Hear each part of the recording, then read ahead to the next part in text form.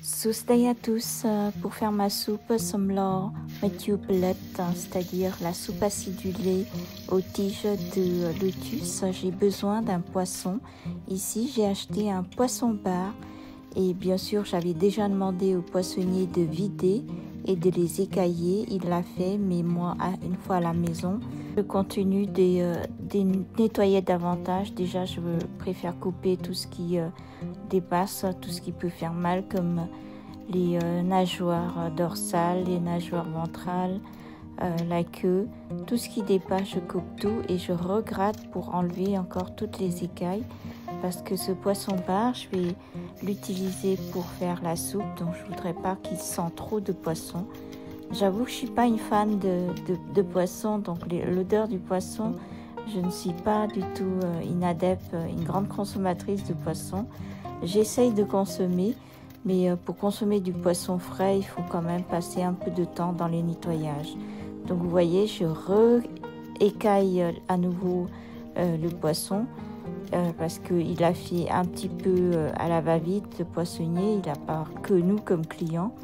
Donc je comprends complètement sa façon de le faire assez rapidement, un petit peu négligé, mais à nous, une fois à la maison, de le refaire. Il a fait le plus gros morceau, donc tout ce qui est sur les côtés, je regratte à nouveau et je renettoie. Et pour enlever les odeurs du poisson, je nettoie aussi avec du sel. Je ne sais pas si vous avez déjà fait de cette façon, mais moi, pour enlever les côtés un petit peu gluants du poisson, voilà, j'arrose beaucoup de sel et ensuite je gratte. Je le nettoie, je frotte pour enlever toute la partie gluante du poisson pour pouvoir ensuite le consommer. Si on veut, on peut consommer également la peau. Voilà, j'enlève vraiment tout et je renettoie à nouveau mon poisson. Je suis sûre qu'il est propre ainsi. Ensuite, pour réaliser ma soupe, j'ai besoin de couper ce poisson en 3-4 morceaux.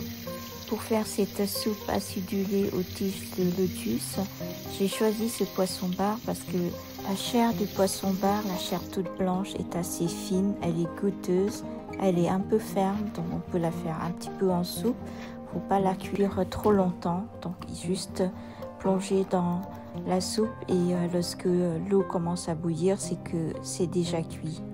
Vous voyez ici, je l'ai coupé en 3-4 morceaux et j'ai gardé la tête pour donner plus de goût à la soupe, au bouillon. Donc je vous montrerai la prochaine fois la vidéo, la recette complète de cette soupe acidulée aux tiges de lotus. À la prochaine fois pour la vidéo version complète.